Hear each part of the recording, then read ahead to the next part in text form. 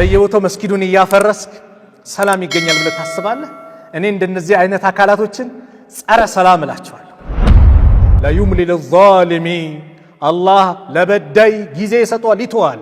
ፈኢዛ አኸዘሁ የያዘው ጊዜ ግን ለም ዩፍሊትሁ መፈናፈኛ አላህ ያሰጠዋል። ዱዓ ካደረገ ያ ረብ ካለ የተበደለን ሰው አላህ ይቀበለዋል። ዳዕወቱል መዝሉሚ ሙስተጃበቱን የተበዳይ ዱዓ ሙስተጃብ ነው። ወኢን ካነ ፋጅረን ፋጅር እንኳን ቢሆን ካፊር እንኳን ቢሆን።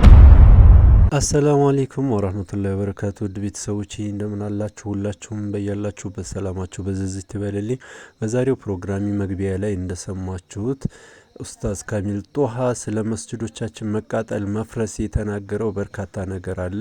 እጅግ ውስጥን የሚነካ ነገር ነው። ላይክ እና ሼር እያደረጋችሁ ቪዲዮውን ተከታተሉት። በቀጥታ ወደ ቪዲዮ። ይህንን ፕሮግራም በያላችሁበት የምትከታተሉ በአጠቃላይ የአላህ ሱብሓነሁ ወተዓላ ሰላም፣ እዝነት፣ ጥበቃ አይለያችሁ። አላህ ይጠብቃችሁ፣ አላህ ይጠብቀን። ይቺ ዱዓ እጅግ ወሳኝ የሆነች ዱዓ ናት። ሁላችንም አሚን ሳንል እንዳያልፈን። አሚን ያ ረቢ ያ አላህ። አላህ በዝነቱ በረሕመቱ አይለየን ያ ረብል ዓለሚን። ነቢዩና ዓለይሂ ሰላቱ ወሰላም ተመልከቱ።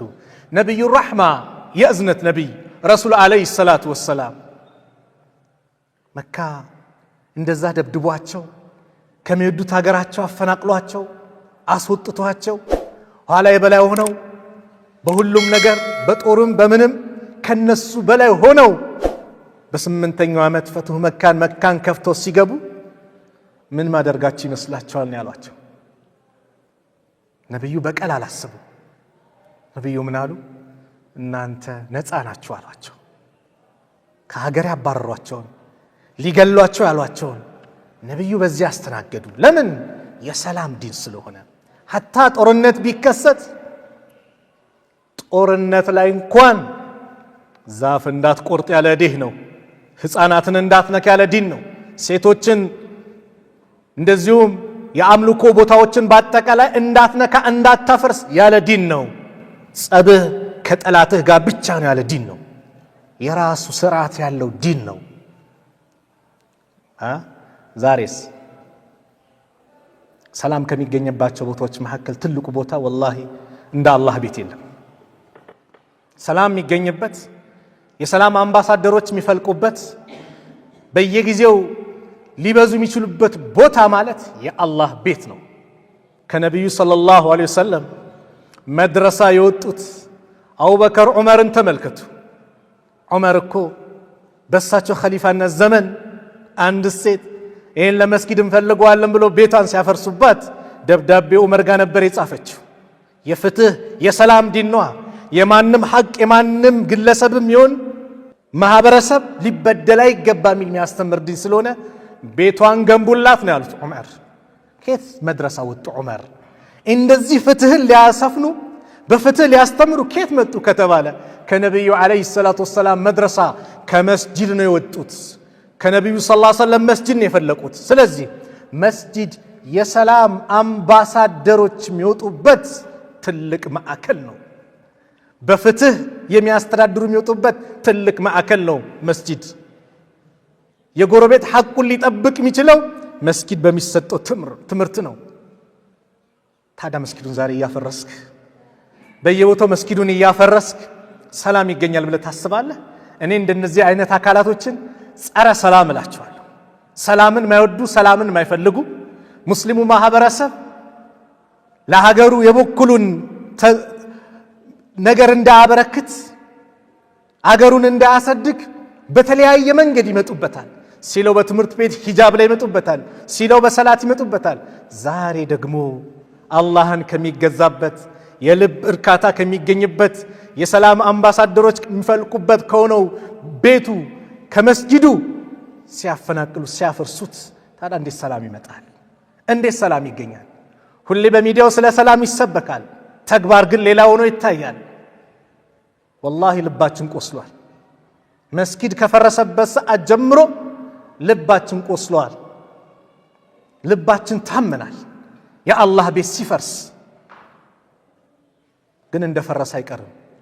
የአላህ ቤት ፈርሶ አላህ የናንተን ዱንያ አኺራውን አላህ ያፈርስባችኋል ልታውቁ ይገባል።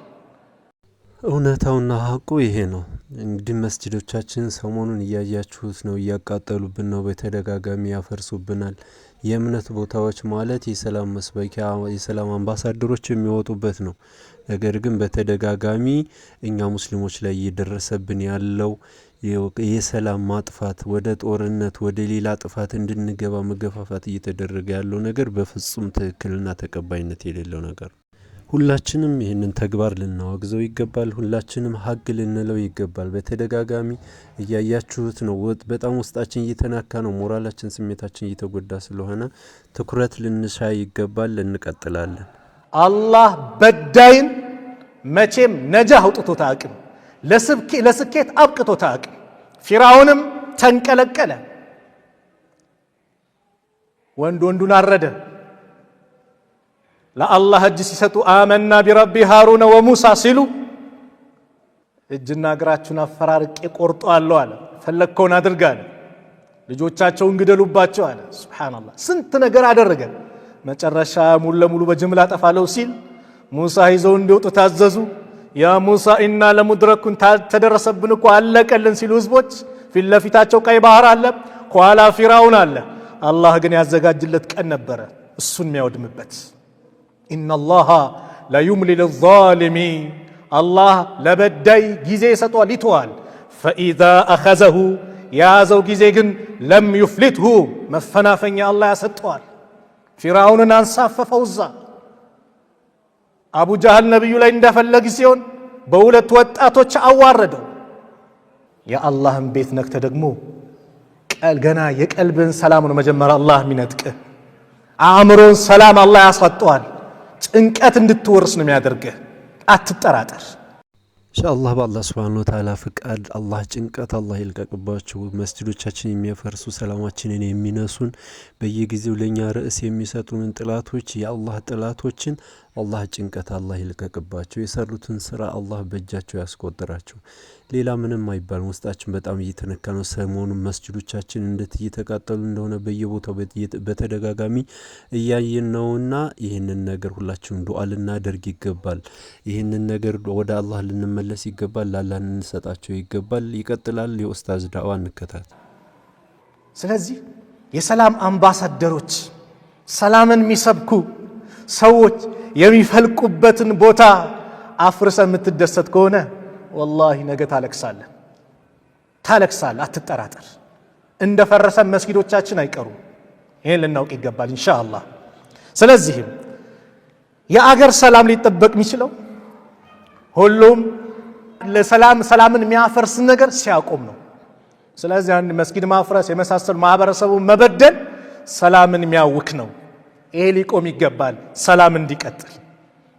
ምናልባት በአገራችን ክፍል በዚህ 3-4 ዓመት ጦርነት የተከሰቱ ቦታ ላይ ምናልባት ጦርነት አካባቢ የነበሩት ሰዎች የሰላምን ጥቅም ምን ያውቁታል። ጦርነት ምን ያህል አስከፊ መጥፎ እንደሆነ ነብዩ አለይሂ ሰላቱ ወሰላም እንዳትመኙ ያሉት ነው። ላ ተተመነው الحرب ጦርነትን አትመኙ ወስአሉላህ العافيه አላህን ሁሌ ሰላምን አፍያን ጠይቁን ያሉት።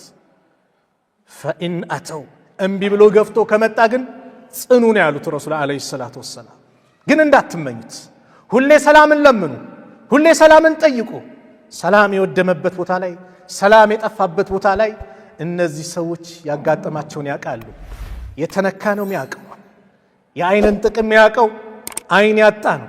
የእግርን ጥቅም ያጣው እግር የተወሰደበት ነው። የጤናን ጥቅም በአጠቃላይ የሚያጣው ጤናውን ያጣ ነው። አሲሓቱ ታጁን አላ ሩኡስ አልአሲሓ ላ ያዕሪፉሃ ኢላ አልመርዳ። ጤንነት ማለት በጤነኞች አናት ላይ ያለች ዘውድ ናት። በሽተኛ እንጂ ማንም ማያውቃት፣ ማንም ማያውቅ። ስለዚህ ሰላም የጠፋበት አካባቢ ላይ ዛሬ ሰላም ሲመጣ እንዴት ኡፈይ እንደሉ እንዴት አላህን ደጋግሞ እንደሚያመሰግኑ አስቡ። ስለዚህ አንመኘው፣ ሁሌ ያ ረብ ሰላም እንበል። መንግስትም የሀገሪቷ ሰላም እንዲጠበቅ የራሱ ሚና ሊወጣ ይገባል።